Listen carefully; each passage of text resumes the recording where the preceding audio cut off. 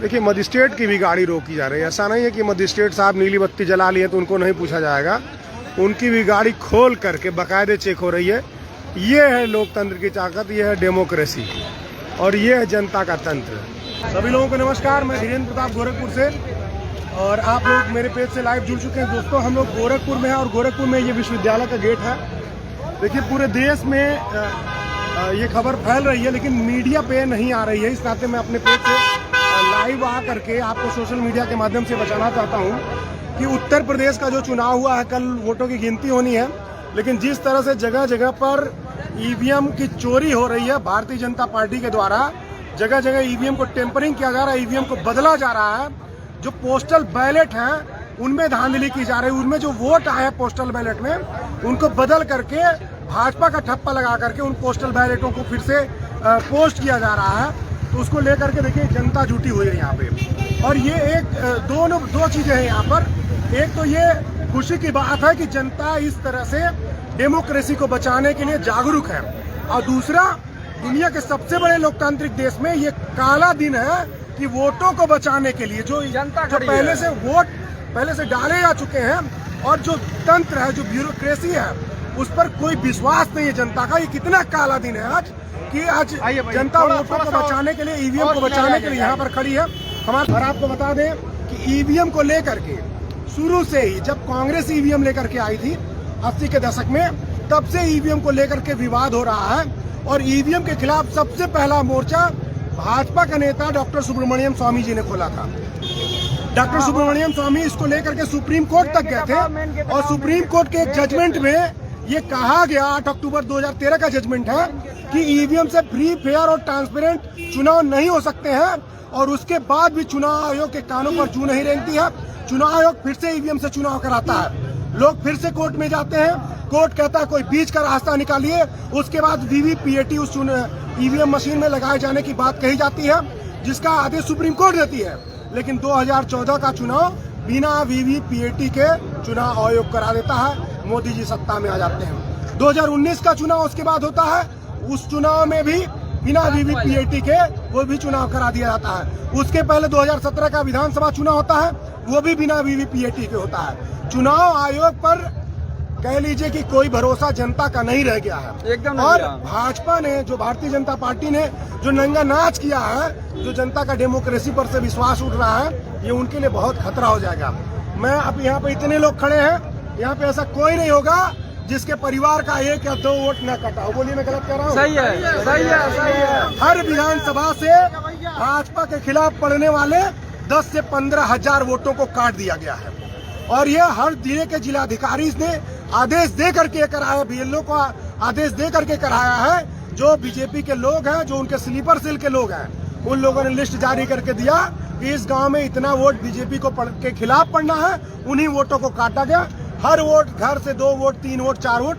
मेरे घर में 6 वोट है, मेरे घर में भी 2 वोट कटा हुआ है। तो इस तरह से हर विधानसभा से 10 से 15 हजार वोट काटे गए। उसके बाद ईवीएम की टेम्परिंग, कहीं बालू के नीचे घुसा करके, कहीं कूड़े के बॉक्स में डाल करके, कहीं कूड़े के नीचे छिपा करके, कहीं भूसे में छिपा करके, इस तरह से ईवीएम की चोरी की जा रही है। और आज देखिए जनता यहाँ पर खड़ी है। 2 बातें हैं यहाँ पर। एक तो खुशी की बात है कि जनता और खास करके युवा वर्ग डेमोक्रेसी को बचाने के लिए आज सड़क पर उतरा है, लेकिन उतना ही दुख की बात है कि हमारी ब्यूरोक्रेसी, हमारी जुडिशरी, हमारा जो शासन प्रशासन है, वो इतना भ्रष्ट हो चुका है, इतना करप्ट हो चुका है कि वो ये नहीं सोच रहा है कि ये डेमोक्रेसी, मीडिया का तो बात ही छोड़ दीजिए, मीडिया का तो एकदम पतन हो गया है। मीडिया का आप लोग जानते हैं कि पूरी दुनिया में 200वें रैंक पर मीडिया है, मतलब 200वें रैंक में सबसे नीचे मीडिया, रसातल पर मीडिया है। और जो भी आज हमारे देश में जो देश की जो दुर्दशा है, उसमें मीडिया का बहुत बड़ा रोल है। तो आज डेमोक्रेसी पर लोगों का भरोसा उठ रहा है, और ये बहुत खतरनाक बात है। आप लोग देख रहे हैं, ये सामने गाड़ी है और इस गाड़ी को लोग चेक कर रहे हैं। जनता, कोई भी गाड़ी जो इस कैंपस में जा रहा है, देखिए इस कैंपस में जो जा रहा है, चाहे वो पुलिस की गाड़ी हो, चाहे किसी अधिकारी की गाड़ी, उन सारी गाड़ियों को चेक किया जा रहा है। देखिए उसको लोग घुस करके चेक कर रहे हैं, और यहाँ पुलिस खड़ी है। तो देख रहे हैं, संतोष कुमार जिज्ञासु है, मैं बहुजन समाज पार्टी का जनपद गोरखपुर का जिला। अच्छा, बसपा से हैं आप? जी। क्या कर रहे हैं आप लोग रात में यहाँ रुक करके? देखिए, अभी तो हम लोग यही सोच रहे हैं कि कम से कम जग के अपने अधिकारों को बचा लिया जाए, जो हमारा मत का अधिकार है और जो हमारी ईवीएम पेटिका रखी हुई है अंदर, तो हम लोग कोशिश कर रहे हैं कि कहीं से किसी भी तरह से ऐसा ना हो कि हमारे वोटों को कहीं इधर उधर कर दिया जाए। इसलिए सारे लोग बैठ करके, और तमाम युवा साथी हमारे साथ मौजूद हैं, सब लोग यहाँ पे पूरी मुस्तैदी के साथ। एग्जिट पोल में बीजेपी की बढ़त दिखा रही, बीजेपी क्यों नहीं आ रही यहाँ ईवीएम रखाने के लिए? देखिए, इसलिए नहीं आ रही है क्योंकि उनका तो तंत्र काम कर ही रहा है भाई, प्रशासन के लोग उनके लिए लगे हुए हैं, तो निश्चित तौर पे हमें ही तो रखाना अपने मतों को। एक खेल बीजेपी का और हुआ, बड़े पैमाने पर जो है नाम काटे गए हैं। जो भाजपा के खिलाफ पड़ने वाले वोट थे उनको वोटर लिस्ट से छांट दिया गया। इस पर आप क्या कहना चाहेंगे? क्या ये सही बात है? ये देखिए, वो बसपा के पड़ने वाले वोट थे, समझ रहे हैं, तो निश्चित रूप से वो हमारे वोटों में से तो मारे ही हैं। एक तो वोट काटा गया, दूसरी बात ये रही कि अब उसके बावजूद अगर ऐसी स्थिति आ रही कि बहुजन समाज पार्टी सरकार बनाने जा रही है, ऐसे में उन्हें लग रहा है कि अगर बहुजन समाज पार्टी को रोकना है तो ईवीएम में धांधली करनी होगी। इसी के तहत वो सब ये सब सारे हथकंडे अपनाए जा रहे हैं। नहीं तो ऐसा क्यों होता? ऐसा क्यों होता कि आपके जो है सोनभद्र में मशीनें पकड़ी जाती हैं? ऐसा होना नहीं चाहिए। निश्चित रूप से ये मतलब चुनाव आयोग के जो है पारदर्शिता पे सवाल खड़ा करता है।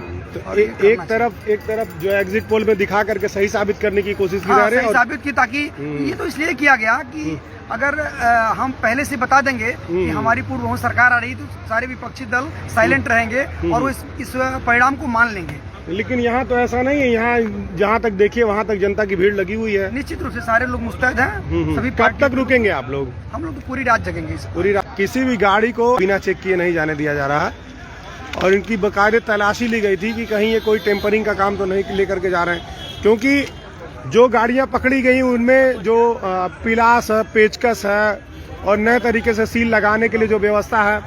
और ये देखिए, ये जो ऊपर चढ़ करके, इनको जरा बुला के लाइए, तो इनको बुला के लाइए, तो जो गाड़ी पर चढ़ रहे थे बुला के लाइए। क्या नाम है आपका?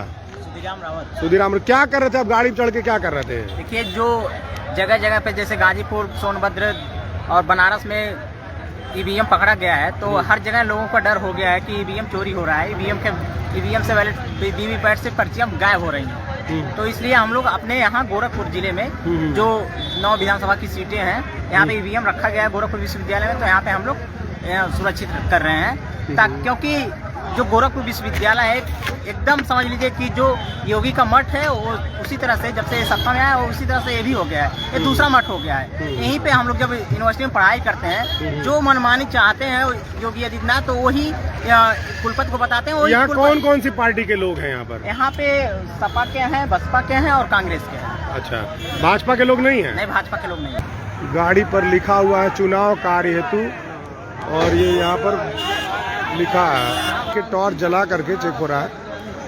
लोग जा करके देख रहे हैं। देखिए, एक एक चीज को ध्यान से देखने के बाद जो है तब इनको छेड़ा जा रहा है, हटाया जा रहा है।